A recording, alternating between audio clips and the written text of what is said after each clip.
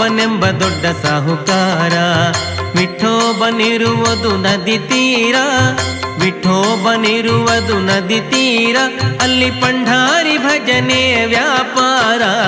ಪಂಢರಾಪುರವೆಂಬ ದೊಡ್ಡ ನಗರ, ಅಲ್ಲಿ ವಿಠೋಬನೆಂಬ ದೊಡ್ಡ ಸಾಹುಕಾರ. ಪಂಢರಾಪುರವೆಂಬ ದೊಡ್ಡ ನಗರ, ಅಲ್ಲಿ ವಿಠೋಬನೆಂಬ ದೊಡ್ಡ ಸಾಹುಕಾರ. ಜೈ ಜೈ ವಿಠಲ ಪಾಂಡುರಂಗ.